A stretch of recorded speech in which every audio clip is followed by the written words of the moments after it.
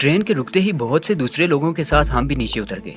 हम स्टेशन की हदूद से बाहर तो थे, लेकिन यहाँ लोगों का आना जाना अभी शुरू नहीं हुआ था। ट्रेन के रुकने पर लोगों के मुख्तलिफ तबसरे सुनते सुनते हम स्टेशन की मुखालिफ सिमत को आहिस्ता आहिस्ता खिसक रहे थे। हम मामूल की रफ्तार से चल रहे थे ताकि किसी को हम पर शुबा न हो सके। रेलवे लाइन के करीब वाक़या सड़क हमारी जाए पनाह थी, जहाँ से मुख्तलिफ सवारियाँ गुजर रही थी। दिल्ली की जिंदगी आहिस्ता आहिस्ता बेदार हो रही थी। अभी हम सड़क से कुछ फासले पर थे कि फौज की 2 ट्रक स्टेशन की सिमत आते दिखाई दिए। दोनों ट्रक इसी तरफ आ रहे थे। हम थरा कर रह गए। फरार की तमाम राहें मसदूद थीं। हमारे अलावा सड़क के नजदीक और कोई नहीं था और हम ट्रेन की मुखालिफ सिमत में सफर कर रहे थे। कोई बेवकूफ शख्स भी बखूबी अंदाजा लगा सकता था कि हमारा ताल्लुक ट्रेन के मुसाफिरों से है। और तो कुछ न सूझा। हमने बड़ी तेजी के साथ अपना रुख बदला और आहिस्ता आहिस्ता बोझल कदमों के साथ ट्रेन की तरफ चल दिए। ट्रक जूं जूं नजदीक आते जा रहे थे, हमारे दिल की धड़कनें तेज हो रही थी। तो दोस्तों, आगे बढ़ने से पहले सब्सक्राइब बटन पर जल्दी से क्लिक कर लें। इस एक क्लिक की वजह से ISI के गुमनाम हीरो की तमाम वीडियोस आप तक पहुंचती रहेंगी। तो आइए दोस्तों, चलते हैं मौजू की जानिब। अचानक मेरे साथी को एक तदबीर सूझी। वो रेलवे लाइन के नजदीक उगी कुदरती घास के करीब रफ़ा हाजत के बहाने बैठ गया और यही अमल मैंने भी दोहराया। आने वालों ने बजाय शॉर्टकट इस्तेमाल करने के रेलवे लाइन के मुतवाजी अपना सफर जारी रखा और गाड़ी के इंजन के करीब पहुंचते ही दोनों ट्रक रुक गए। दर्जनों जवान छलांगे लगाते बाहर को लपके। वो इस तरह गाड़ी की तरफ राइफलें ताने बढ़ रहे थे जैसे उस पर हमला करने जा रहे हों। हम इन्हें नजर नहीं आए थे या उन्होंने जानबूझकर हमें नजरअंदाज कर दिया था, इसका अंदाजा तो हम ना कर सके। लेकिन अपनी तरफ से इनकी गफलत को मैंने ताईदे गैबी जाना। मैंने अपने साथी को महसूस इशारा किया और सड़क की सिमत चलना शुरू कर दिया। वो चुपचाप बैठा रहा। जब मैं करीबन 10-12 गज दूर चला गया तो वो भी मेरे पीछे पीछे आने लगा। मैं दिल ही दिल में खुदा से दुआ कर रहा था कि ट्रेन के मुसाफिरों में से या आने वाले फौजियों में से कोई हमारी हरकत का नोटिस ना ले। धड़कते दिल और डगमगाते कदमों से हम किसी न किसी तरह सड़क पर पहुंच ही गए। मैंने वहां किसी सवारी का इंतजार करना मुनासिब ना समझा और एक नजदीक रास्ते का रुख किया। करीब ही एक मंदिर से भजन की आवाजें सुनाई दे रही थी।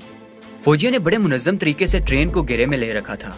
उनके कुछ अफीसर मुख्तलिफ डब्बों में हमें ढूंढते फिर रहे थे और हम उनकी पहुंच से दूर मंदिर के नजदीक अपनी खस्ता हाली का जायजा लेकर ये अंदाजा लगा रहे थे कि हमारा अंदर जाना मुनासिब है या इसी तरफ सफर करते रहना। चंद मिनट के बाद मैं और मेरा साथी मंदिर में दाखिल हो चुके थे। हमने अपने जूते बाहर उतारे और खित्ता करने वालों की मंडली के नजदीक उन लोगों में शामिल हो गए जो बड़े जोरों शोर से पूजा पाठ में मसरूफ थे। दोनों जानबूझकर एक दूसरे से फासले पर बैठे थे। इस तरह कम से कम एक तो महफूज रह सकता था। पहले तो आहिस्ता आहिस्ता आवाजों में आवाजें मिलाते रहे, फिर मुझे अचानक यूं महसूस हुआ जैसे गले में कोई चीज अटक गई हो। सामने दरवाजे से एक बावर्दी थानेदार और सिविलियन कपड़ों में मलबूस 3 आदमी मंदिर में दाखिल हो रहे थे। नजरों ही नजरों में हमने एक दूसरे को तसल्ली दी और आने वाले हालात से निमटने के लिए खुद को तैयार करने लगे। मंदिर में मौजूद लोगों ने एक नजर तो आने वालों पर मामूल के मुताबिक जरूर डाली थी, लेकिन किसी ने उनके आने का कोई नोटिस नहीं लिया था। कित्ता अपने जोबन पर था। शायद थानेदार मामूल के मुताबिक आने वाली संगत में शामिल था, हमने सोचा। लेकिन थानेदार और उसके साथियों की बेचैनी से चारों तरफ जायजा लेती नजरें किसी और ही बात की चुगली खा रही थी। मंदिर चूंकि रेलवे स्टेशन के नजदीक मौजूद था, इसलिए हमें ये फायदा जरूर हासिल था कि यहाँ महसूस लोगों की ही आमदोरफ्त नहीं रहती होगी, बल्कि अक्सर मुसाफिर भी यहाँ पूजा पाठ के लिए आ जाते होंगे। चंद सेकंड के अंदर ही हमने अपनी हालत पर काबू पा लिया। कम से कम मुझे इस बात का एहसास था कि अब पाठ करने वालों में एक नुमाया आवाज मेरी भी थी। दूसरी तरफ मेरे साथी का भी यही हाल था। वो भी बड़े जोशो खरोश से खुशू हुजू के साथ गा रहा था। मंदिर के आदाब को मलहूज़े खातिर रखते हुए उन लोगों ने अपनी जगह से खामखा हिलना जुलना मुनासिब नहीं समझा था। वो मुख्तलिफ कोनों में डटे हुए अपने काम में मसरूफ थे, लेकिन सब के साथ पूजा में भी शामिल थे। करीबन 10-12 मिनट तक वो मौजूद रहे। इस असना में न जाने कितनी मर्तबा हमें अपने खुश्क गले तर करने के लिए थूक निगलना पड़ा। उनके दफा होते ही हमने सुख का सांस लिया। इस असना में प्रसाद भी आ गया। हमने गरम गरम कड़ा के 2-2 लुकमे जहर मार किए और मंदिर के खट्टे खट्टे माहौल को खैर आबाद कहकर बाहर निकल आए। सूरज तुलू हो चुका था और लोगों की आमदोरफ्त खासी बढ़ चुकी थी। दिल्ली की चीखती चलाती मार दार करती महलूक के बीचों बीच रास्ता बनाते हम दोनों पैदल ही एक तरफ को चल दिए। मुझे दिल्ली के मुतालिक अभी ज्यादा मालूमात हासिल नहीं थी, लेकिन मैं इसके लिए अजनबी भी नहीं था। जसमत के बताए हुए ठिकाने पर पहुंचने के लिए अभी 2 घंटे का वक्त हमारे पास मौजूद था। मुसलसल भाग दौड़ और ज़हनी अजियत ने जब मुझे थका डाला था, तो जाने मेरे साथी का क्या हाल होगा। ये तो उसका अज़म था जो उसे मेरे साथ लिए जा रहा था। मैंने दिल ही दिल में उसके मोराल को सराहा। اب ہم مسلمانوں کے ایک ہوٹل کے نزدیک پہنچ چکے تھے۔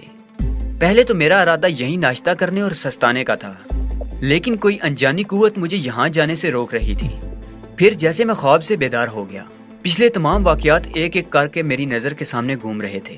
انڈین سیکیورٹی حکام نے کم از کم مسلمانوں کے تو ہر ہوٹل پر نظر رکھی ہوگی۔ جب غور کیا تو ہمیں بھی یہاں کچھ مشتبہ صورتیں دکھائی دی۔ ہم آگے بڑھ گئے اور چند منٹ کے بعد ہی ایک خاصے گنجان آباد علاقے میں ایک درمیانے درجے کے ہندو ہوٹل میں بیٹھ کر لمبے چوڑے ناشتے کا آرڈر دے رہے تھے۔ ہوٹل پہنچنے تک سردی گرمی کا کوئی احساس نہیں تھا۔ یہاں آئے تو علم ہوا کہ سردی کے مارے جہاں کلفی جمی جا رہی تھی، وہاں مسلسل مشقت سے ہم دونوں فلو کا شکار بھی ہو چکے تھے۔ بادل نخواستہ ناشتے کے ساتھ 3-4 کیپسول بھی نگلنے پڑے۔ قریباً 1 گھنٹہ وہاں گزارنے سے میرے ساتھی کی حالت کافی سنبھل گئی تھی۔ مقررہ وقت پر ہم دونوں ایک سینما گھر کا رخ کر رہے تھے جہاں جسمت ہمارا منتظر تھا۔ دلی کے قریباً سارے ہی سینماؤں میں صبح اسپیشل شو سے ہی فلم دکھانے کا آغاز ہو جاتا ہے۔ ہم دونوں ایک رکشہ کے ذریعے وہاں پہنچے تھے۔ سینما ہال سے کچھ فاصلے پر ہم دونوں اتر گئے۔ اب ایک اور سنسنی خیز مرحلہ آ رہا تھا۔ میں نے اپنے ساتھی کو ہدایات دے کر وہیں کھڑا کیا اور خود بڑے محتاط طریقے سے چاروں طرف سے چوکنا سینما ہال کی سمت چل دیا۔ سینما ہال کے دروازے کے سامنے بنی مختلف سگریٹ پان کی دکانوں پر میں نے سرسری نظر ڈالی۔ کوئی مشتبہ صورت دکھائی نہیں دے رہی تھی۔ میں نے ایک دکان سے سگریٹ خرید کر سلگایا، پان منہ میں رکھا اور ایک کونے میں نظریں جما دی جہاں سے جسمت کی آمد متوقع تھی۔ میری نظریں بار بار بے چینی سے گھڑی کی سوئیوں کا جائزہ لے رہی تھی۔ ملاب کی گھڑی میں 2-3 منٹ باقی تھے۔ اس اثناء میں میرا ساتھی ایک قریب دکان پر آن کھڑا ہوا تھا اور منہ میں سگریٹ دبائے مجھ پر ہی نظریں جما رکھی تھی۔ ہم دونوں بے قابو دل کی دھڑکنوں کا شمار کر رہے تھے۔ وقت مقررہ سے قریباً 1 منٹ بعد میں نے جسمت کو سینما ہال سے برآمد ہوتے دیکھا۔ وہ شاید اندر فلم کے پوسٹر دیکھ رہا تھا۔ پلان کے مطابق اس نے ایک سمت کو چلنا شروع کیا اور آدھ فرلانگ تک جا کر واپس پلٹ آیا۔ یہ اس بات کا سگنل تھا کہ وہ ظالموں کی دستے برد سے بچ نکلا ہے اور خطرے کی کوئی بات نہیں۔ مخالف سمت سے میں بھی پان چباتا اور سگریٹ کے دھوئیں کے مرغولے بناتا اس کی طرف بڑھ رہا تھا۔ میں نے بھی اسے سیف سگنل مہیا کر دیا تھا۔ ایک دوسرے کے محفوظ ہونے کے یقین نے ہمارا سیر و خون بڑھا دیا۔ جیسے ہی اس کی نظر مجھ پر پڑی، شدت جذبات سے مغلوب ہو کر وہ مجھ سے لپٹ گیا۔ ہم دونوں نے ایک دوسرے کی پیٹھ تپتپا کر ہمت کی داد دی۔ چند سیکنڈ کے بعد جسمت دوسرے ساتھی سے بغل گیر ہو رہا تھا۔ اس نے 4 آدمیوں کا باکس پہلے سے ریزرو کروا لیا تھا۔ باکس میں پہنچتے ہی ہم تینوں باری باری کھلکھلا کر ہنس پڑے اور ہنستے ہنستے ایک دوسرے سے لپٹ گئے۔ کل سے آج تک رونما ہونے والے واقعات کے متعلق گفتگو کرنا ہم میں سے کسی نے بھی مناسب نہ سمجھا۔ ہمیں خوشی اور اطمینان کی جو چند لمحات میسر آئے تھے، انہیں غنیمت جان کر ہم صرف انڈین انٹیلیجنس کی بوکھلاہٹ سے لطف اندوز ہو رہے تھے۔ اپنی تکالیف اور آنے والے بدترین حالات کے متعلق سوچ کر ہم ان غنیمت لمحوں کو کھونا نہیں چاہتے تھے۔ فلم بڑی رومانٹک تھی۔ چلی تو پونم میرے من مندر میں آن براجی۔ پونم جو عنایت تھی، فضاؤں میں ہمیشہ سے رچا بسا کبھی نہ ختم ہونے والا خوبصورت گیت تھی۔ وہ دنگ کے خوبصورت رنگوں کا امتزاج تھی۔ اس کی دیے جلاتی کٹوار آنکھیں، سمندر کے سینے پر تیرتے وہ لائٹ ہاؤس تھے جو طوفان میں بھٹک جانے والوں کو راستہ دکھاتے ہیں۔ ذرا سکون ملا اور وہ میرے خانہ دل سے نکل کر سامنے آن کھڑی ہوئی۔ کہاں پہنچ گئے مہاراج؟ مجھے سوچوں میں گم دیکھ کر جسمت نے پوچھا۔ ہم تینوں خاصے بے تکلف ہو چکے تھے۔ جہنم میں نے مسکراتے ہوئے جواب دیا۔ پھر تو اچھا ہوا جلدی واپسی ہو گئی۔ ہمارے نئے ساتھی نے ہماری گفتگو میں حصہ لیتے ہوئے کہا۔ تینوں یہی کوشش کر رہے تھے کہ ماحول کو خوشگوار بنائے رکھیں، لیکن ہم تینوں میں سے کسی کو کوئی ہوش فہمی بھی نہیں تھی۔ ہمیں علم تھا ایسے حالات میں سرحد پار کرنا کتنا جان جوکھوں کا کام ہے۔ سرحدی اضلاع میں ناکہ بندیاں زور پکڑ رہی ہوں گی اور بھارتی سیکیورٹی شکاری کتوں کی طرح ہماری بو سونگتی پھر رہی ہوگی۔ جسوت نے بالآخر پہل کی۔ میرے خیال میں راجستھان سے کافی موقع مل جائے گا، وہ بولا۔ فی الحال اس ذکر کو جانے دو، کل بات ہوگی، میں نے کہا۔ ٹھیک ہے، اس نے مختصر سا جواب دیا۔ فلم کے خاتمے پر ہم اکٹھے ہی باہر آ گئے۔ شام تک کا وقت ہم نے گھوم پھر کر ضائع کیا۔ شام کو میں نے اپنے نئے ساتھی کو جسمت کے حوالے کیا اور اگلے روز ایک محسوس مقام پر ملاقات کا وعدہ کر کے ان سے الگ ہو گیا۔ میں سیدھا مارکیٹ پہنچا، وہاں سے اپنے مال کے مختلف آرڈر وصول کیے، کیونکہ گھر سے تو میں اسی مشن پر نکلا تھا۔ دلی کی ٹیلی فون ایکسچینج سے میں نے لدھیانہ فون کیا۔ پرکاش اینڈ پرکاش انڈسٹری کے نزدیک ہی ایک فون لگا تھا۔ میں اپنے کسی عمل سے ان لوگوں کو اپنے پر اسرار ہونے کا احساس نہیں دلانا چاہتا تھا۔ میری کوشش یہی تھی کہ میں ایسی کوئی حرکت نہ کروں جو انہیں میرے متعلق سوچنے پر مجبور کر دے۔ پرکاش کو میں یہ کہہ کر آیا تھا کہ میں دلی سے آرڈر وصول کرنے جا رہا ہوں۔ اب اسے اطلاع دینا بھی ضروری تھا کہ فلاں فلاں جگہ مال روانہ کر دے۔ رات جسونت اور ہمارے نئے ساتھی نے مجھ سے علیحدہ گزاری۔ اگلے روز مجھے معلوم ہوا جسونت نے نئے ساتھی کو تو ایک سرائے میں قیام کے لیے جگہ دلوا دی تھی، جبکہ خود اس نے رات ہوٹل میں بسر کی۔ دوسرے دن علل صبح ہم لوگ منصوبے کے مطابق اکٹھے ہو گئے۔ ہم تینوں نے بھی عام قسم کا لباس پہن رکھا تھا، صرف نئے ساتھی نے بطور احتیاط گرم چادر اوڑھ رکھی تھی۔ ہماری شدید خواہش تھی کہ پاکستان پہنچنے تک اس کی جسمانی حالت نارمل رہے۔ ایک درمیانے درجے کے ہوٹل میں ناشتہ کرنے کے بعد ہم تینوں اسی باغ میں اکٹھے ہو گئے۔ یہاں ایک محفوظ کونے میں بیٹھ کر قریباً 2 گھنٹے کی بحث و تحمیز کے بعد بالآخر جسونت اور میں نے اتفاق رائے سے اپنی دانست کے مطابق سرحد عبور کرنے کے لیے ایک بہترین جگہ منتخب کر لی تھی۔ جسونت اور میرے نئے ساتھی نے اس خواہش کا اظہار کیا کہ میں دلی سے واپس پلٹ جاؤں، لیکن میں نے انہیں تنہا چھوڑنا گوارا نہ کیا۔ میں چاہتا تھا اپنی آنکھوں سے انہیں باحفاظت سرحد پار کرتا دیکھ سکوں۔ میرے بازد ہونے پر وہ مجھے سرحدی علاقے تک ساتھ لے جانے پر رضامند ہو گئے۔ ریلوے ٹائم ٹیبل سے ہم نے معلومات حاصل کی اور ایک ایسی گاڑی کا علم ہوا جو ہمیں ہمارے مطلوبہ اسٹیشن پر شام کے وقت پہنچاتی تھی۔ وہ دن بھی ہم نے دلی میں گزارا اور دوسرے روز علل صبح ٹرین کے ذریعے اپنی منزل کو چل دیے۔ اس مرتبہ ہم تیسرے درجے میں عام بھارتی شہریوں کے روپ میں سفر کر رہے تھے۔ ہم آپس میں کبھی کبھی اس طرح بات کر لیتے تھے جیسے ایک ہی ڈبے میں سفر کرنے والے مسافر ایک دوسرے سے کیا کرتے ہیں۔ اسٹیشن پر کوئی خاص سرگرمی دیکھنے میں نہیں آئی تھی۔ غالباً انڈین سیکیورٹی کو یہ خیال گزرا تھا کہ ہم دلی سے کسی اور طرف نکل گئے ہیں۔ گاڑی شام کی قریباً 6 بجے ہندو مال کوٹ پہنچی۔ چھوٹے سے اسٹیشن کے پلیٹ فارم پر اترتے ہوئے ہم نے سامنے نظریں دوڑائیں تو ہمیں ریلوے لائن ٹوٹی نظر آئی، جہاں ریلوے لائن کا سلسلہ ختم ہو جاتا تھا، جس کے بعد پاکستانی سرحد شروع ہو جاتی تھی۔ اسٹیشن کے بالکل ملحقہ BSF کی چیک پوسٹ بنی ہوئی تھی۔ اس کے علاوہ کھیتوں میں مختلف جگہ انہوں نے نگرانی کے لیے ٹاور بنا رکھے تھے۔ کچھ فاصلے پر ایک مندر نظر آ رہا تھا جس کی اونچی چھت کے ایک کونے میں بھارتی سیکیورٹی فورسز کا ایک سپاہی آنکھوں سے دوربین لگائے اطراف کا جائزہ لے رہا تھا۔ وہ صرف پاکستانی علاقے پر ہی نظریں رکھے ہوئے نہیں تھا بلکہ ارد گرد ہونے والی سرگرمیوں سے بھی باخبر تھا۔ جیسے ہی اس کی دوربین کا رخ پلیٹ فارم کی طرف ہوا، نہ جانے کیوں میرا دل اچھل کر حلق میں آ گیا۔ قریبی دیہات کے رہنے والے لوگ کھیتوں میں چلتے ہوئے گاؤں کی سمت جا رہے تھے۔ طے شدہ پلان کے مطابق ہم لوگ ڈبے سے اترتے ہی ایک دوسرے سے الگ ہو گئے۔ انہوں نے تو قریبی دیہات کی طرف جانے والی پگڈنڈی کا رخ کیا، جبکہ میں مخالف سمت شہر کی طرف چل دیا۔ ریلوے اسٹیشن سے پاکستانی سرحد کا فاصلہ بمشکل 1 فرلانگ بنتا تھا۔ جسونت اور میرے ساتھی نے بڑی جرات کا مظاہرہ کیا تھا جو انہوں نے اتنے خطرناک علاقے کو سرحد عبور کرنے کے لیے منتخب کیا تھا۔ ان کا خیال تھا کہ بھارتی سیکیورٹی کی نظروں میں آنے تک وہ کم از کم آدھا فاصلہ طے کر لیں گے اور آدھا وہ اپنی قوت ارادی کے بل پر بھاگ کر بھی طے کر سکتے تھے۔ میرے ساتھی کا خیال تھا کہ گولی لگنے کی صورت میں بھی وہ کم از کم پاکستانی علاقے میں گریں گے، اس طرح اپنے وطن کی خاک تو نصیب ہوگی۔ وہ ایک دفعہ فرار ہونے کے بعد دوبارہ زندہ بھارتی حکومت کے ہاتھ نہیں آنا چاہتا تھا۔ میں اس کے جذبے کی داد دیے بغیر نہ رہ سکا۔ جسونت نے بھی اس کی خواہش اور جذبات کے احترام میں اس علاقے پر اتفاق رائے کیا تھا، اور اب وہ دونوں جیالے قدم با قدم اپنی سرحد کی طرف گامزن تھے۔ میں اسٹیشن کے ایک گوشے میں رفع حاجت کے بہانے بیٹھ گیا۔ میری نظریں ان پر ہی جمی ہوئی تھی۔ سردیوں کے موسم کی وجہ سے سورج غروب ہو چکا تھا، لیکن ابھی تک اتنی روشنی ضرور باقی تھی جس میں مجھے پاکستانی رینجرز کی پوسٹ پر لہراتا سبز ہلالی پرچم صاف دکھائی دے رہا تھا۔ رینجرز کی پوسٹ درختوں کے جھنڈ میں گہری ہونے کی وجہ سے گو کے دکھائی نہیں دے رہی تھی، لیکن میں دل ہی دل میں وہ سب کچھ محسوس کر سکتا تھا جو وہاں موجود تھا۔ خاک وطن کی اتنے نزدیک ہونے کی وجہ سے مجھ پر ایک خاص قسم کی جذباتی کیفیت طاری تھی۔ پاکستانی فضاؤں کی سمت سے آنے والی ہوائیں مجھے ایک گونا تمانیت کا احساس بخش رہی تھی۔ تو دوستو، آگے بڑھنے سے قبل سبسکرائب بٹن پر جلدی سے کلک کر لیں۔ اس ایک کلک کی وجہ سے پاکستانی گمنام ہیروز کی تمام ویڈیوز آپ تک پہنچتی رہیں گی۔ تو آئیے دوستو، بڑھتے ہیں اپنے موضوع کی جانب۔ میرے دل میں موجزن وطن کی محبت کے لیے میرے جذبات دو چند ہو گئے تھے۔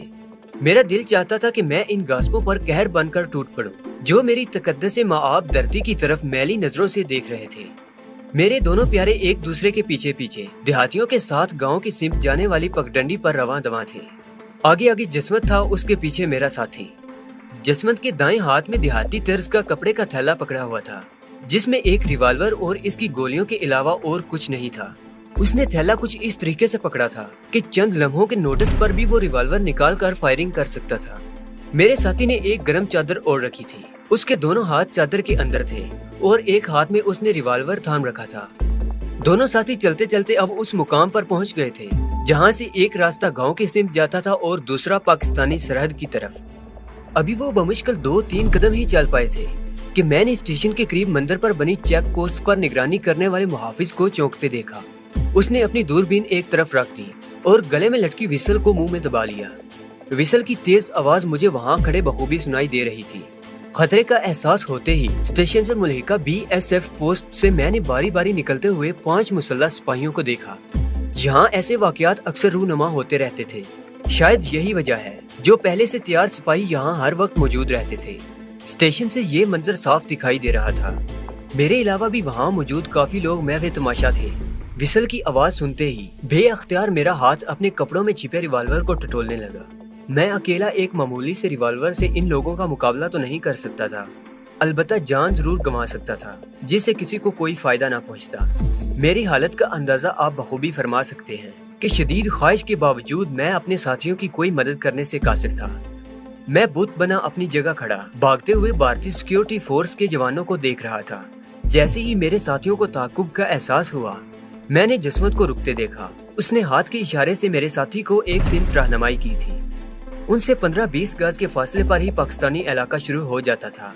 چند لمحے تو میرے ساتھی نے ہچکچاہٹ کا مظاہرہ کیا، پھر اچانک وہ پاکستانی علاقے کی سمت جھکتے ہوئے بھاگنے لگے۔ جسمت اچانک پلٹا، اس نے ایک درخت کی آڑ لے کر اپنے تعاقب میں آنے والوں پر فائرنگ شروع کر دی۔ اسے فائرنگ کرتا دیکھ کر بھارتی سپاہی وہیں رک گئے۔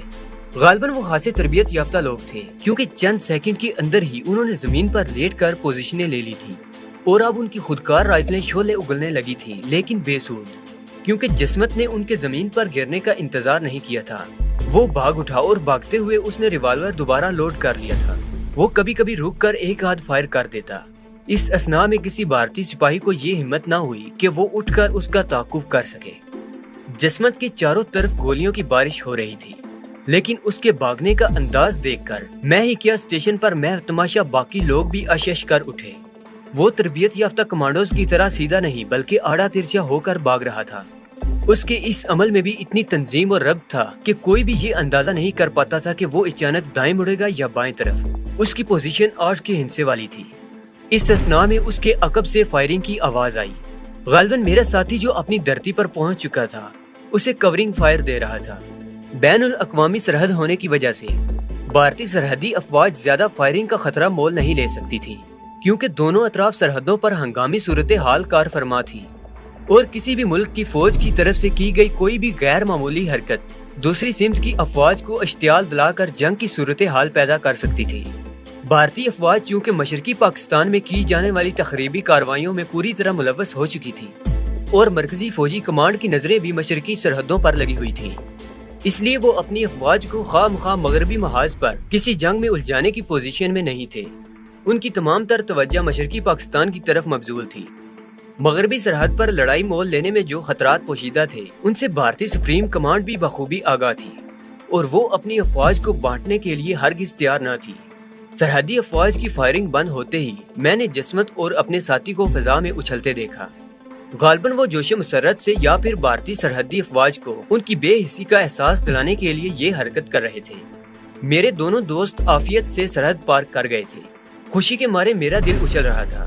چند منٹ کے بعد ہی بھارتی سپاہی منہ لٹکائے واپس پکٹ کی طرف آ رہے تھے۔ اسٹیشن پر موجود لوگ دل کھول کر بھاگنے والوں کو داد دے رہے تھے۔ میں مطمئن شہر کی طرف چل دیا۔ صبح پہلی گاڑی سے میں بنڈا چلا گیا، جہاں مجھے ایک اہم کام سونپا گیا تھا۔ بنڈا میں ہماری اطلاعات کے مطابق دشمن کچھ نئی دفاعی نوعیت کی تعمیرات کر رہا تھا۔ مجھے نہ صرف ان کا کھوج لگانا تھا بلکہ یہ بھی جائزہ لینا تھا کہ وہاں کس نوعیت کے ہتھیار نصب کیے جا رہے ہیں۔ مشن کی اہم نوعیت نے احساس ذمہ داری کو بڑھا دیا تھا۔ میں پہلی مرتبہ یہاں آیا تھا، اجنبی شہر، اجنبی لوگ اور کسی حد تک اجنبی ماحول۔ میں نے بھارتی معاشرے میں گو کے خاصے مضبوط قدم جما لیے تھے، لیکن میں اپنے ان اقدامات کی وجہ سے شہر کی حد تک ہی محفوظ رہ سکتا تھا۔ دفاعی نوعیت کے اہم مقامات کے گرد پھیلے ہوئے بھارتی انٹیلیجنس کے جال میں سے راستہ بنانا بچوں کا کھیل نہیں تھا۔ بنڈا میں شام کے وقت پہنچا۔ ایک ہوٹل میں نے سفری ایجنٹ کی حیثیت سے قیام کیا۔ شام کو میں شہر کا چکر لگا کر اپنے ٹارگٹ سے متعلق بہت سی معلومات حاصل کر کے ہوٹل واپس آیا تو اپنے کمرے میں جانے کی بجائے ہوٹل کے ڈائننگ ہال میں ہی جا کر بیٹھ گیا۔ مجھ پر صبح سے ہی خاصی بوریت سوار تھی۔ ایک تو پیسنجر ٹرین کا سفر ہی تھکا دینے والا تھا، پھر سارا دن دھکے کھانے کے باوجود مجھے اپنے کام کی ایک بات بھی معلوم نہیں ہوئی تھی، سوائے اس کے کہ نئی فوجی نوعیت کی تعمیرات کس جگہ ہو رہی ہے اور آفیسر انچارج کون ہے۔ ایک کونے میں لگی خالی میز کے گرد کرسی گھسیٹ کر میں بیٹھ گیا۔ جب میں نے ایک سکھ نوجوان کو سارے حال میں بے چینی سے نظریں دوڑاتے دیکھا، ہر میز پر ایک سے زیادہ لوگ بیٹھے تھے، وہ سیدھا میری طرف چلا آیا۔ ست سری اکال، اس نے ہاتھ جوڑتے ہوئے کہا۔ جواب میں نے بھی فتح بلائی۔ میں یہاں بیٹھ سکتا ہوں مہاراج؟ اس نے بڑی انکساری سے پوچھا۔ کیوں نہیں پداریے، میں نے اپنی کرسی سے اٹھتے ہوئے کہا۔ اس کی خوش اخلاقی سے میں خاصا متاثر ہوا تھا، کیونکہ پنجابی اور پھر سکھ بدتمیز بھلے نہ ہوں، لیکن اتنے نرم اور ملائم لہجے میں گفتگو واقعی عجیب بات تھی۔ آپ کیا یہاں قیام فرما ہیں؟ اس نے بیٹھتے ہی پوچھا۔ جی ہاں، لیکن فائدہ کوئی نظر نہیں آتا، میں نے جواب دیا۔ اگر برا نہ منائے تو اپنا پریچے۔ پرکاش نام ہے میرا، سیلز ایجنٹ ہوں، کمیشن پر کوئی کام بھی کر سکتا ہوں، اور پچھلے 3 روز سے کوئی بزنس نہیں ملا۔ میں نے اس کا فکرہ مکمل کر دیا۔ بڑا آنند ملا آپ سے مل کر۔ میرا نام سورن سنگھ ہے، جالندھر میں ہماری برتن بنانے والی فیکٹری ہے۔ اس نے اپنی فیکٹری کا نام بتاتے ہوئے کہا۔ آپ کیا بزنس کے سلسلہ میں یہاں آئے ہیں؟ مجھے پھر امید کی کرن دکھائی دی۔ جی ہاں، پتا جی کی خواہش ہے کہ میں گھوم پھر کے کاروبار کا جائزہ لوں۔ اس نے بیرے کو اشارہ کرتے ہوئے کہا۔ 2 کافی۔ میں نے اس کے کچھ کہنے سے پہلے ہی بیرے سے کہہ دیا، جو میرے لیے کافی لا رہا تھا۔ دھنیہ واد، میں تو زبردستی آپ کا مہمان بن بیٹھا۔ آدمی خاصا دلچسپ اور یار باش دکھائی دے رہا تھا۔ اگر آپ منظور فرمائیں تو میں آپ کے لیے کوئی خدمت سر انجام دوں۔ میں کمیشن پر بہت سی فیکٹریوں کے لیے کام کرتا ہوں۔ میں نے بڑی چاپلوسی سے کہا۔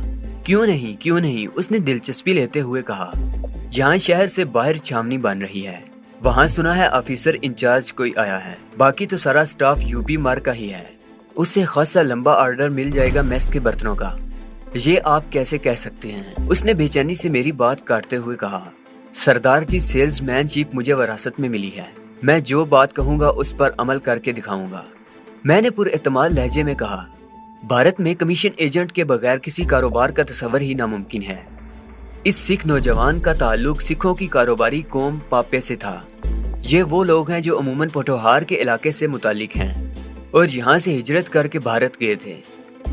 پاپے اپنے بچوں کو اس وقت تک کوئی کاروبار نہیں سونپتے جب تک انہیں ان کی بصیرت کا یقین نہ آ جائے یا اپنے سپروں سے ان کے کاروباری ہونے کا ثبوت نہ حاصل کر لیں۔ یہ نوجوان اپنے کاروباری مشن پر نکلا تھا اور چاہتا تھا کہ زیادہ سے زیادہ مال فروخت کر کے اپنے ماں باپ کی نظروں میں مقام حاصل کر سکے۔ اس کو ایسا کمیشن ایجنٹ مل جانا جو اس کا مال معمولی کمیشن کے عوض فروخت کر سکے بڑی خوش بختی تھی۔ میری خوش نصیبی یہ تھی کہ مجھے پاپا سکھ مل گیا تھا، اور وہ بھی فیکٹری کے مالک کا بیٹا۔ میرے ذہن نے ایک شاندار منصوبہ ترتیب دے لیا تھا، اور اب مجھے اس پر عمل کرنے کے لیے اس کے لوازمات بہم پہنچانے تھے۔ میں نے جو معلومات اب تک حاصل کی تھی ان کے مطابق یہ دفاعی تعمیرات فوج کی نگرانی میں ہو رہی تھی۔ پرچیز سیکشن کے لوگ بھی فوج سے متعلق ہی تھے۔ یہاں کا آفیسر انچارج ایک سکھ کرنل تھا۔ مجھے برتن بنانے والی فیکٹری کا سیل ایجنٹ بن کر کرنل تک پہنچنا تھا۔ تو دوستو، آگے بڑھنے سے قبل سبسکرائب بٹن پر جلدی سے کلک کر لیں۔ اس ایک کلک کی وجہ سے ISI کی گمنام ہیروز کی تمام ویڈیوز آپ تک پہنچتی رہیں گی۔ تو آئیے دوستو، چلتے ہیں موضوع کی جانب۔ نوجوان بہت خوش دکھائی دے رہا تھا۔ میں کافی کے گھونٹ بھرتا اپنے منصوبے کی جزیات پر غور کر رہا تھا۔ مجھے بخوبی علم تھا کہ منصوبہ بندی میں ذرا سی ڈھیل رہ گئی تو اس کا نتیجہ کتنا خطرناک ہوگا۔ عین موقع سے ایک پاکستانی جاسوس کا گرفتار ہو جانا، وہ مجھے گولی مار دیتے، لیکن یہ خطرہ مول لینا بھی بہت ضروری تھا، کیونکہ وقت کم تھا اور لمبی مدت کی منصوبہ بندی کا انتظار نہیں کیا جا سکتا تھا۔ سردار جی، آپ کیا موٹر سائیکل کا بندوبست کر سکتے ہیں؟ میں نے کافی پیتے ہوئے اس سے پوچھا۔ تھوڑی دیر تک کچھ سوچنے کے بعد اس نے ہاں میں جواب دیا۔ بس تو بن گیا کام، میں نے چٹکی بجاتے ہوئے کہا۔ کیسے یار، کچھ میرے بھی پلے پڑے، اس نے بے چینی اور اشتیاق سے پہلو بدلتے ہوئے کہا۔ دیکھو مہاراج، آفیسر انچارج پنجابی ہے اور یہاں مال سپلائی کرتے ہیں زیادہ تر غیر پنجابی۔ میرا خیال ہے کہ ہمارے پنجابی ہونے کا فائدہ ضرور ملے گا، لیکن شرط یہ ہے کہ ہم کسی نہ کسی طرح اس تک پہنچ جائیں۔ بس ذرا ہمت کی ضرورت ہے۔ اس کی آنکھوں میں جھانکتے ہوئے میں نے منصوبہ بنایا۔ تو हुक्म कर यार। उसने ठेठ पंजाबी लहजे में मेरे कंधे पर हाथ मारा। कमीशन तय हो गई और अगले रोज अलग सुबह वो मोटरसाइकिल समेत मेरे होटल पहुंच गया। एक गत्ते के डब्बे में स्टेनलेस स्टील के मुख्तलिफ किस्म के बर्तन उसने पीछे स्टैंड पर बांध रखे थे। लो सरदार जी, आज हमारी भी सेल्समैनशिप देखो। मैंने उसे अपने पीछे बैठने का इशारा किया और अल्लाह को याद करके मोटरसाइकिल स्टार्ट कर दी। करीबन घंटा भर के सफर के बाद बिल आखिर हम टारगेट एरिया में दाखिल हो गए। दिफाई नौयत की तामीरात की गिरदा गिर्द फौज का पहरा था और कम से कम 1 मुरब्बा मील के इलाके में सिविलियन का दाखिला ममनू था। मैं सारे रास्ते अपने साथी की हिम्मत बढ़ाता रहा था कि वो किसी बात की परवाह ना करे और बिल्कुल ना घबराए। पहले हिफाजती दरवाजे की तो हमने परवाह भी नहीं की और उस पर बगैर रुके बढ़ गए। कुछ सिविलियन जो वहाँ ठेकेदारी करते थे, उन्हें शिनाख्ती कागजात दिखाने के बाद एक मखसूस इलाके तक जाने की इजाजत थी। गालिबन हमें भी पहरेदारों ने उन्हीं में जान लिया था। अब हम उस इलाके में दाखिल हो चुके थे जहाँ अहम नौयत की इमारतें बन रही थी। हमारे चारों तरफ मिसाइल और जदीद नौयत के दीगर हथियार नस्ब थे। मेरी पुरतजस्सुस नजरें तमाम मनाजर को मेरे दिमाग की फिल्म पर मुंतकिल कर रही थी। अब खासा खतरनाक मरहला आ गया था। हम आखिरी दरवाजे पर पहुंच गए थे। कुछ फासले पर बड़े बलडोजर्स और क्रेनें अपने काम में मसरूफ थी। लकड़ी के आरजी गेट पर 2 मुसल्लह संतरी मौजूद थे। हाल्ट, एक ने स्टेन गन को पोजीशन में लेते हुए कहा। कौन है, किधर जाना है? हमारे रुकते ही मद्रासी सिपाही गुस्से से बोला, हम कर्नल बाजवा के रिश्तेदार हैं, उनसे साइट पर मिलने आए हैं। मैंने बड़े बारोब लहजे में कहा, लेकिन सर ये गलत तरीका है, बाहर गेट पर रिपोर्ट करें। दूसरा बोला, लाला जी हमें सब गेट वाले जानते हैं, आप शायद नहीं आए हैं। मेरे जवाब ने उसे चंद लम्हों के लिए तजब्जुब में मुब्तला कर दिया। मोटरसाइकिल स्टार्ट थी, इन लम्हों को गंवाना मेरी बदकिस्मती होती। मैंने गियर लगाया और आगे बढ़ गया। दोनों बेबसी से हमें देखते रह गए। अभी हम बमुश्किल 10-12 गज चलने पाए थे कि सामने रुकावट आ गई। यहाँ टेंट लगा था और एक सिख कर्नल सिपाहियों को इशारे से कुछ बता रहा था। हमें वहाँ देखकर वो सब चौंक गए। 2-3 सिपाही बड़ी तेजी से हमारी तरफ बढ़े। कर्नल अपनी जगह खड़ा रहा। सत श्री अकाल। हम दोनों इस असना में मोटरसाइकिल से उतर चुके थे। सत श्री अकाल। कर्नल ने जवाब दिया, कौन हो तुम, यहाँ कैसे आए? उसका लहजा दुआबा वाली पंजाबी की चुगली खा रहा था। जालंधर से आए हैं महाराज आपका सुनकर। मैंने उसी पंजाबी लहजे में जवाब दिया। उसका ताल्लुक जिला जालंधर से ही लगता था और वो मुझे मोना सिख समझ रहा था। यही उसकी कमजोरी थी। बड़े गलत आदमी हो, ऐसे नहीं आया करते। उसने एतमामे हुज्जत के लिए कह दिया। क्षमा कीजिए महाराज, मेरे साथी ने जवाब दिया। आओ मेरे साथ, क्या बात है? सिपाही मुंह देखते रह गए। उसने हमें अपने पीछे आने का इशारा किया। हम दोनों उसके पीछे पीछे चल दिए। कर्नल भी जट सिख था और अपने सिख साथियों के सामने अपनी किसी कमजोरी का मुजाहरा नहीं करना चाहता था। रास्ते में चलते चलते मैंने अपना और अपने साथी का तारुफ और यहाँ आने का मकसद बयान कर दिया और उसे ये भी जितला दिया कि हमने यहाँ तक पहुँचने का खतरा सिर्फ इसलिए मोल लिया था कि यहाँ हमारे इलाके का एक जट कर्नल परचेज का इंचार्ज है। अब हम नाकाम वापस नहीं जाना चाहते, लेकिन यारो यहाँ सप्लाई करने के लिए रजिस्ट्रेशन करवाना पड़ती है। ये तो गैर मामूली इकदाम होगा। ठीक है, हमें मैस के लिए बर्तनों की जरूरत है, लेकिन महाराज जी कानून भी आप ही हैं। हमारे आने का कोई फायदा तो हो। मैंने बड़ी चापलूसी से कहा। ठीक है, मैं लोकल परचेज के खाते में तुम लोगों को ऑर्डर दिलवा दूंगा, लेकिन मुस्तकिल सप्लाई मुमकिन नहीं। उसने जान छुड़ाते हुए कहा। दौरान गुफ्तगू वो चारों तरफ घूम फिर कर वहाँ काम करने वाले अमले को भी हदायत दे रहा था। मैंने 2-3 मरतबा उससे बिल्कुल अजनबी लेकिन तजस्सुस भरे लहजे में वहाँ नस्बशुदा हथियारों के मुतालिक भी पूछ लिया था। मेरा साथी भी इनके मुतालिक मालूमात हासिल करने में खासी दिलचस्पी ले रहा था। सिख कर्नल भी हमें बाकायदा हथियारों के नजदीक ले जाकर उनका मुआयना करवा रहा था। मेरी शदीद ख्वाहिश थी कि अब इनसे जान छुड़ाऊं और जहन में समाई हुई मालूमात को फौरन अखाता तहरीर में ले आऊं, लेकिन मेरे साथी का दिल कुछ ज्यादा ही लग गया था। गालिबन ये सब कुछ उसके लिए नया और दिलचस्प था। हमने कर्नल को एक कटलरी सेट जबरदस्ती बतौर तोहफा पेश किया और उससे 4000 रुपए के बर्तनों का ऑर्डर ले लिया। दोपहर का खाना कर्नल बाजवा ने हमें आर्जी तौर पर बने हुए एक मैस में खिलाया और जालंधर में मिलने का वादा करके हमें रुखसत कर दिया। मेरे दोस्त की खुशी का कोई ठिकाना नहीं था। यार वाकई तुम तो कमाल के बंदे हो, मैं पिताजी से कहकर तुम्हें सेल्समैन की नौकरी दिलवा देता हूँ। उसने खुशी से बेकाबू होते हुए मुझे रास्ते में कहा। बस सरदार जी, यही तो कमजोरी है मेरी, नौकरी नहीं कर सकता। हाँ, अगर मुझ पर एहसान करें तो कमीशन जरा बढ़ा दें, आपके लिए ऑर्डर लाता रहूंगा। मैंने जवाब दिया। यार ये कोई कहने की बात है, जालंधर में मुझसे जरूर मिलना। उसने गर्म जोशी से हाथ मिलाते हुए कहा। कमरे में पहुंचते ही मुझे एक मर्तबा फिर बड़े दिलफुकार लहजे में अपनी बीमारी का जिक्र करना पड़ा, जिसके हाथों में इतना मजबूर था कि शराब पीना तो क्या इसे सूंघ भी नहीं सकता था। स्वर्ण सिंह कफ अफसोस मिलकर रह गया। रात तक वो मेरे साथ रहा। डिनर भी उसने करवाया। मेरी कमीशन उसने फौरन अदा कर दी थी, क्योंकि मेरा उससे यही मुआहदा था। अब माल सप्लाई करना और बिल वसूल करना उसके जिम्मे था। उसी रात मैंने रखते सफर बांधा और लुधियाना रवाना हो गया। सुबह मुझे अचानक मौजूद पाकर प्रकाश मुझसे बगलगीर हो गया। यार इतनी देर, उसने बड़े शिकायत आमेज लहजे में कहा। एक और धंधा मिल गया था। मैंने हंसते हंसते उसे सारी कहानी सुना दी, क्योंकि कर्नल बाजवा और स्वर्ण सिंह मेरे लिए बेहतरीन दोस्त साबित हो सकते थे और प्रकाश का हवाला मेरे लिए जरूरी था। वाह यार, आज यकीन हो गया सिख होते ही बेवकूफ हैं, उसने हंसते हुए कहा। नाश्ता मैंने और प्रकाश ने इकट्ठे ही किया था। माता और बाबूजी तो उदास हो गए थे तुम्हारे बगैर, और वो भी। उसने शरारती नजरों से मेरी तरफ देखते हुए फिक्रा अधूरा छोड़ दिया। वो कौन? मैंने उससे नजरें मिलाए बगैर पूछा। अच्छा, जैसे तुम्हें तो मालूम नहीं। वाह जी वाह, इतना बड़ा काम कर गए और हमसे चोरी, उसने गिला किया। पहली चोरी की थी जिंदगी में और वो भी पकड़ी गई। हद तेरे की, मैंने हंसते हंसते कहा। एक बात कहूँ? प्रकाश बोला। हूँ, मैंने चाय प्याली में अंडेलते हुए कहा। ये पूनम का सौभाग्य होगा और मुझे तुम इस सिलसिले में हमदर्द पाओगे। उसका लहजा खासा संजीदा था। मुझे तुमसे यही उम्मीद थी प्रकाश, मैंने उसका हाथ दबाते हुए कहा। दोपहर तक लंबी तान के सोता रहा। प्रकाश ने मेरी हदायत के मुताबिक मुझे खाने के वक्त बेदार कर दिया। नहा धोकर मैंने खाना खाया। पूनम की छुट्टी का वक्त हो चला था। मैंने उसके कॉलेज का रुख किया। कॉलेज में ऐन छुट्टी के वक्त पहुंचा। मुझ जैसे सैकड़ों मुश्ताकाने दीद ने पहले ही कॉलेज का गिराव कर रखा था। साइकिलों पर सवार और पैदल भारतीय महिलाओं की टोलियां हैराते हुस्न बांटती, मुस्कुराती, एक दूसरे से अटखेलियां करती कॉलेज के दरवाजे से बरामद होती और कॉलेज के बाहर पहले से इंतजार में खड़े अपने प्रीतम के हाथ में हाथ डालकर अपनी राह लेती। करीबन 10 मिनट के जानलेवा इंतजार के बाद पूनम लड़कियों के एक जुर्मट से नमूदार हुई। वो अपनी साथियों में बिलाशुबा उनकी मलका दिखाई दे रही थी। जैसे वो उस दरख्त के नजदीक पहुंची जिसके नीचे मैं सरापा इंतजार बना उसका मुंतजिर था, मैं अचानक उनके सामने आ गया। हैरत और खुशी के मिले जुले तासुरात उसकी खूबसूरत आंखों में लहराए। नमस्कार, उसने संभलते हुए मेरे प्रणाम के जवाब में हाथ जोड़ दिए।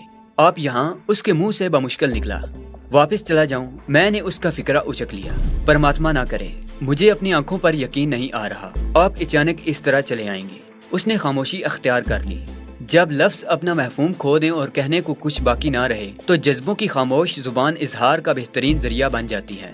पूनम वो कुछ मुझे कभी ना कह पाती जो उसकी खामोश आंखों ने चंद लम्हों में मुझसे कह दिया।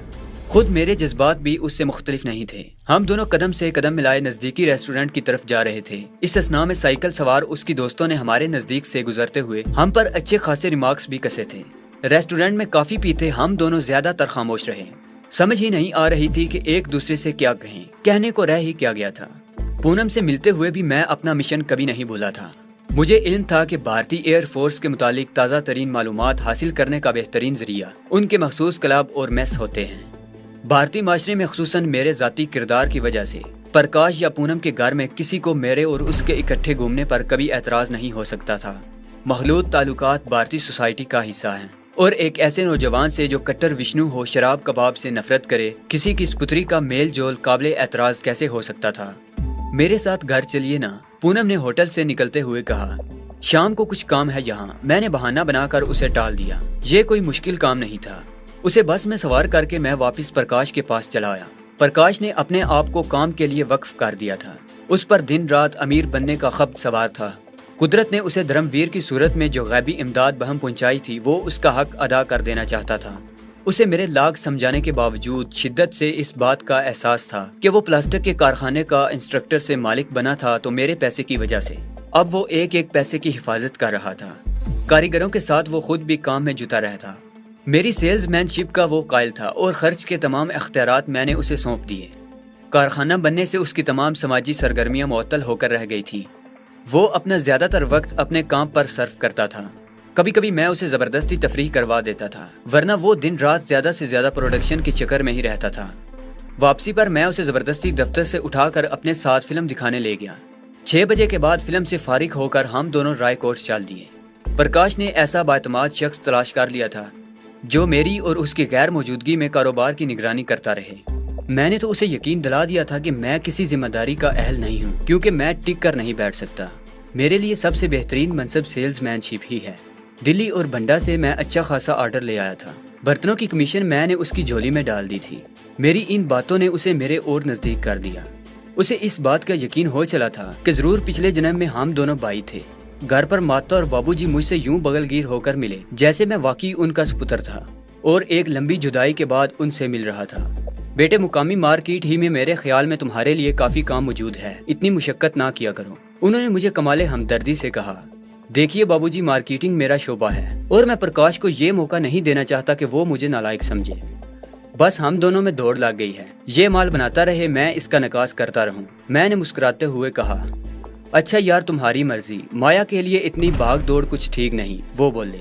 बाबूजी, आप ठहरे कैमोनिस्ट, मैं अभी बनने की कोशिश कर रहा हूँ। मेरे जवाब पर वो कहका मार कर हंस दिए। मेरे पेशे का तकाजा था कि मैं कभी आज की हासिल करदा मालूमात पर तकिया करके नहीं बैठ सकता था। मुझे रोजाना ताज़ा से ताज़ा मालूमात दरकार थी।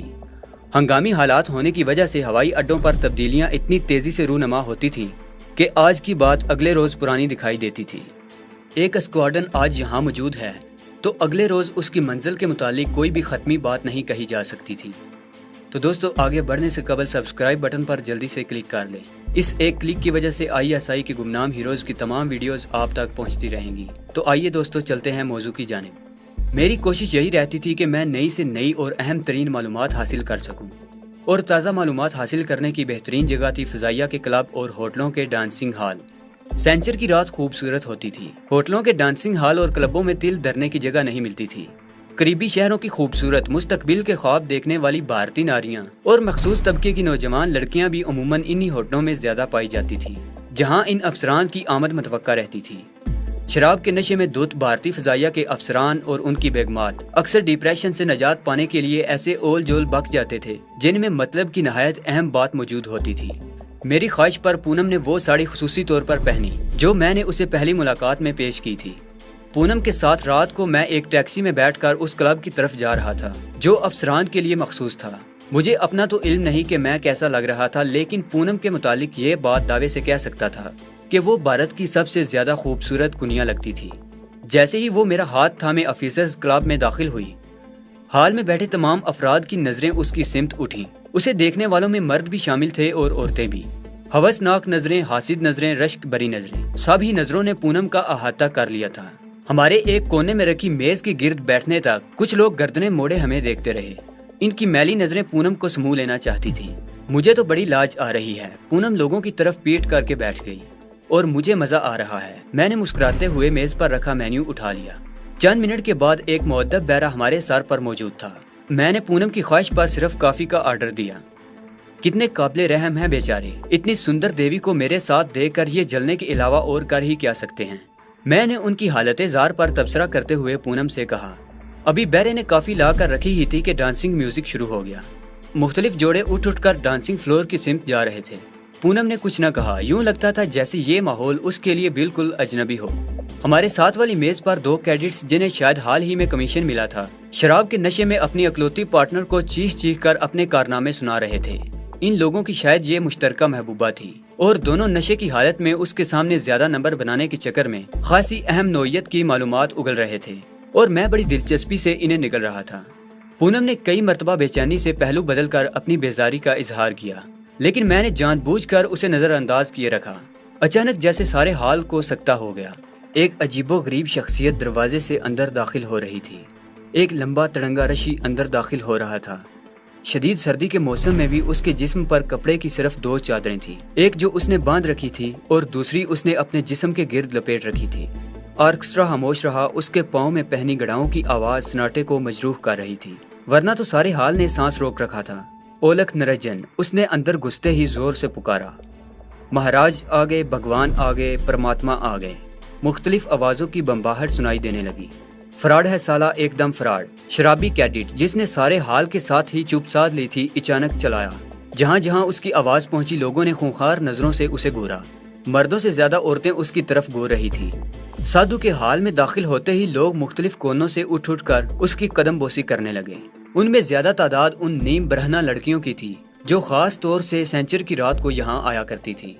कैडेट की बात खत्म होते ही अचानक बार काउंटर पर बैठा एक नौजवान, जो खुद भी कोई ऑफिसर दिखाई देता था, इस तरफ बढ़ा। उसने तेजी से आगे बढ़कर उसे गिरबान से पकड़कर झटका दिया। کیا بکتے ہو؟ وہ غصے میں چلایا۔ شراب نوشی سے اس کی آنکھیں دھکتے ہوئے انگارے دکھائی دے رہی تھیں۔ رک جاؤ بالکے، اچانک سادھو مہاراج چلایا اور یوں لگا جیسے دونوں پر سحر طاری ہو گیا ہو۔ وہ بڑے پروکار انداز میں چلتا اس میز کی طرف آیا۔ شانتی شانتی، اس نے ہاتھ اٹھا کر دونوں سے نظریں ملائے بغیر بڑے پرسکون لہجے میں کہا۔ پربھو، اس نے حملہ آور نے غصے سے کچھ کہنا چاہا۔ شانت رہو بالکے، اس پر کرد اندری کا راج ہے، پرماتما اس کی رکشا کرے۔ سادھو نے اس کی بات کاٹتے ہوئے اسے واپس جانے کا اشارہ کیا۔ آنند مانو، اس نے اچانک آرکسٹرا کی طرف دیکھ کر زور سے چلاتے ہوئے کہا۔ رگھوپتی مہاراج دیانت جی کی جے۔ سارے ہال نے نعرہ لگایا اور دوسرے ہی لمحے آرکسٹرا حرکت میں آ گیا۔ ناچنے والوں میں جوش و خروش مہاراج کی آمد سے بڑھ گیا تھا۔ بڑا ہی جان خیز منظر تھا۔ تھرکتے جسموں کا شیطانی رقص اپنے عروج پر پہنچ چکا تھا۔ مہاراج نے حسب عادت گردن جھکا لی، پھر وہ اچانک مڑا اور میرے سر پر براجمان ہو گیا۔ پونم نے اپنے قریب پا کر اس کے پاؤں چھو لیے۔ مجھے بھی بادل نخواستہ اس منحوس عمل کو دہرانا پڑا۔ کلیان ہو، اس نے ہمارے کاندھے پر ہاتھ رکھتے ہوئے کہا اور ہمارے سامنے براجمان ہو گیا۔ میں نے دل ہی دل میں نہ جانے کتنی گالیاں اسے دے ڈالی۔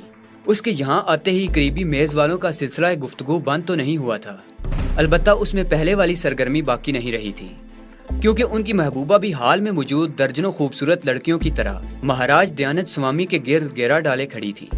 نہ جانے یہ کمبخت کیا شے تھی جسے دیکھتے ہی لڑکیاں آفیسروں کی بغلوں سے نکل کر اس کے پاؤں میں آ بیٹھی تھی۔ کوئی اس کے پاؤں دبا رہی تھی اور کوئی اس کے چرنوں میں بیٹھی تھی۔ میرے سامنے تصویر کے دونوں رخ تھے۔ انڈین انٹیلیجنس کو بھی بخوبی اس بات کا علم تھا کہ ایسی جگہوں کا رخ غیر ملکی جاسوس ضرور کرتے ہیں۔